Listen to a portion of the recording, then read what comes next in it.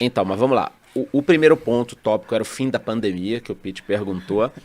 E o segundo tópico é o seguinte: começou a guerra, tá? Era esperado, o Putin já fez isso. E se o Trump fosse presidente?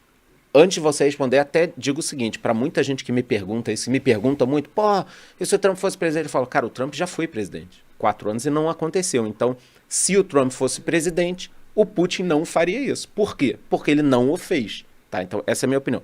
Mas na sua opinião, focando no tópico início da guerra, você acha que era esperado, já que o Putin desse esse movimento? Ele já fez isso na Crimeia.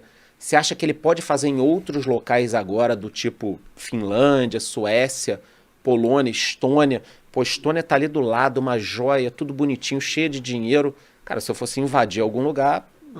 Essas repúblicas ali no Báltico, esses países, Isso. Estônia, Letônia e Cara, Lituânia, são as bolas da vez. Você toma em 2 dias, né? Então, assim, na sua opinião... Tanto que eles apoiam a Ucrânia. Isso. Você acha que isso pode ampliar? Você acha que o Putin vai parar por aí? As sanções foram muito duras. O que você acha desse tópico, início da guerra?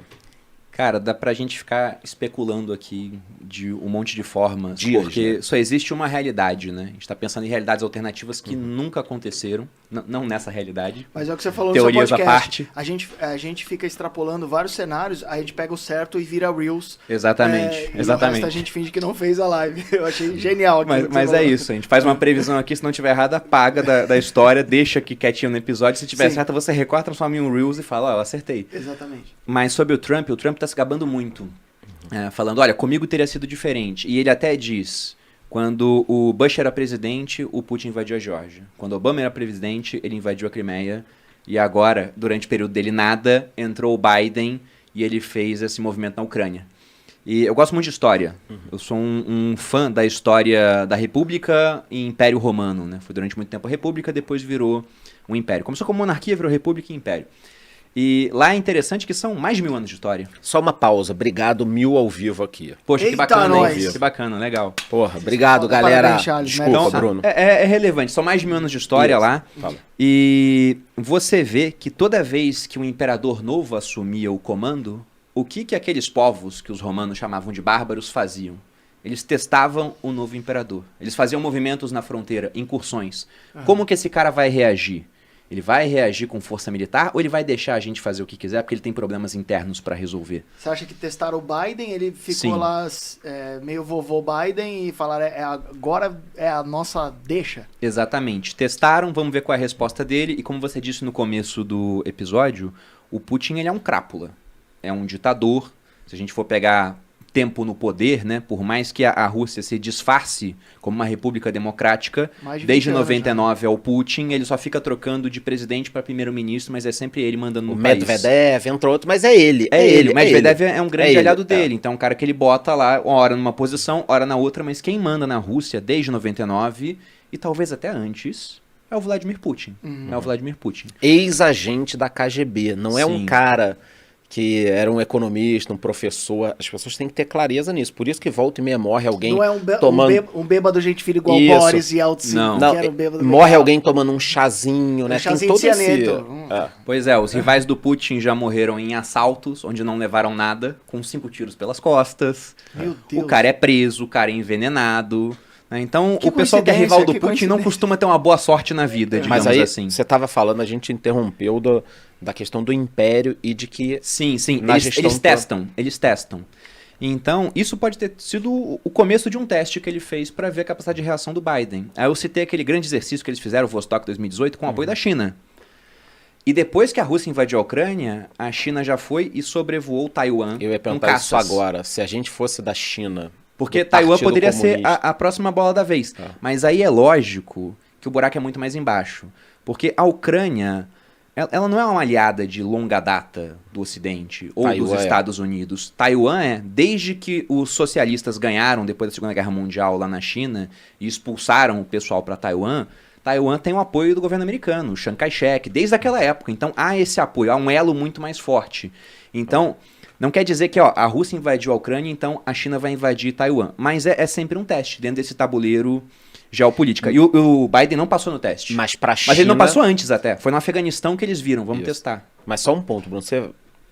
A ideia não é a gente falar de China e Taiwan, Mas tem que ter clareza o seguinte, para a China não há discussão, Taiwan é China. Sim. Para a China não há discussão, o mar ali do sul da China é China. Sim, sim. Para a China não há discussão, regiões fronteiriças em disputa são China. Não interessa se vai ser hoje, amanhã, com Biden, com a Kamala Harris, a China vai tomar Taiwan. Ponto. No planejamento deles. Se vai ser daqui a 50 anos ou 100, não interessa. China vai tomar Taiwan. A gente já viu isso acontecer em Hong Kong. A gente já viu isso acontecer. Então, a China é uma potência expansionista e ela, diferente dos Estados Unidos, que querem só ter influência, elas estão se expandindo em termos territoriais em terra. E a Rússia é a mesma coisa, né? E até isso acaba sendo feito até um pouco por conta da geografia desses países. Se a gente for pensar, os Estados Unidos eles são abençoados em uma série de áreas. Você pega a Rússia, pega a China. Outro dia eu fiz um tweet, acho que o pessoal não entendeu muito bem, não parou para pensar em termos de mapa realmente. Eu falei assim, rezem todo dia agradecendo por não serem vizinhos de China ou Rússia. Porque é muito complicado ser vizinho de um país desse que é o tempo todo abocanhar mais territórios vizinhos. Aí você pensa, por que os Estados Unidos são um país que eles têm relativa estabilidade em fronteiras? Porque tem dois vizinhos. A geográfica também é muito boa nos Estados Unidos. Qualquer lugar você pode morar, na China e na Rússia, não é assim, né? Você olha aquele mapa gigante, mas o cara tá morando na pontinha, porque metade é Sibéria, deserto, metade é neve. Clima muito inóspito lá na Sibéria. Não, dá pra morar no canto da China, Sibéria, tá menos 60, né? Tipo, não dá pra morar, né? Mas você vê até como é difícil competir com os americanos, em vários termos, mas até em termos geográficos. Você olha, por exemplo, a China, por mais que seja um país que tem um amplo litoral, tem um monte de outros países em ilhas que conseguiram fechar o litoral chinês. A Rússia, a gente discutiu aqui o problema que eles têm também para acessar mares de água quente. É complicado.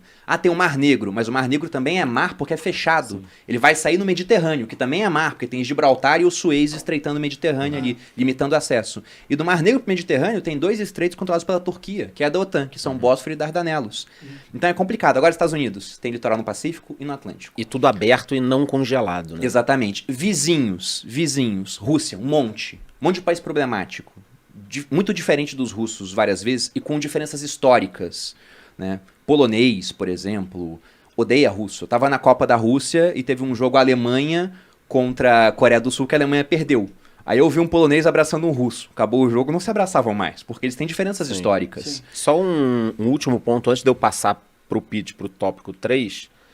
Por tudo que você tá falando, essa lógica que você criou do congelado, aberto e tal, cara, o Brasil tá bem pra caralho então, né? Que a gente tá aberto. Do ponto de vista do risco, né? Geográfico, só que congelado. Os Estados Unidos são melhores ainda. Sim, pros dois lados. Exatamente, porque você vê o seguinte, o Brasil tem um amplo litoral, americanos também, só que eles acessam os dois mares. A gente tem muita commodity, Atlântico, eles também. Pacífico. Eles também. Maior rede de rios navegáveis do mundo, de qual país é? Americanos.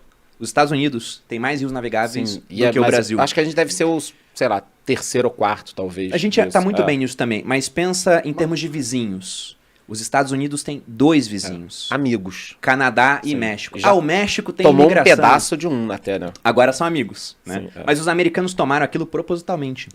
Eles se expandiram pro oeste já pensando, não queremos ter vizinhos, a gente tem que ir até o outro lado.